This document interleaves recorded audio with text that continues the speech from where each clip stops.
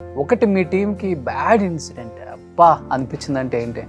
టీంకి అవ్వలేదు, నాకు అయ్యింది. అప్పుడు టీం లేదు, నేను ఒక్కదాన్నే షోకి వెళ్ళినప్పుడు విజయవాడ దగ్గర ఈవెంట్ అనమాట.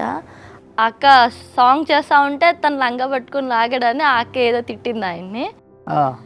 తిడితే ఆయన ఎమ్మెల్యే ఎవరి కొడుకో మరి పెద్దవాళ్ళ కొడుకు అన్న షో ఆపిచ్చేసి తను నాకు సారీ చెప్పాలి లేదంటే దాన్ని వదలను అది ఇది ఏదేదో మాట్లాడితే వాళ్ళ అమ్మ కూడా ఉన్నారు, వాళ్ళ అమ్మని కొట్టారు, ఆ అక్కని కొట్టారు. ఎవరు షో ఒప్పుకున్నా ఆయన ఎటు వెళ్ళాడో తెలియదు, ఎవరికి వాళ్ళు మొత్తం అయిపోయారనమాట.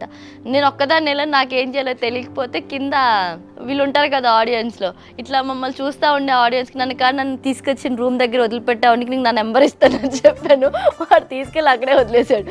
వాడు ఇలా తీసుకెళ్ళి నాకు భయం వేసింది, ఎక్కడ తీసుకెళ్ళిపోతున్నాడు ఏమని. కానీ రూమ్ దగ్గరే వదిలేడు.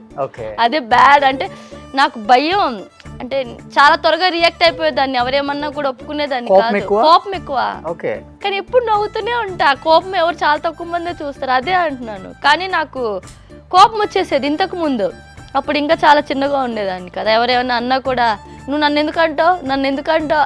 ఇప్పుడైనా నాకు ఎవరైనా కామెంట్ పెట్టారని ఖచ్చితంగా అడిగి రిప్లై ఇస్తాను. ఆ తిట్టి వాడు వద్దక్క నాదే తప్పు అయిపోయింది సారీ అక్క వద్దు వాట్సాప్ లో అయినా ఇన్స్టాలో అయినా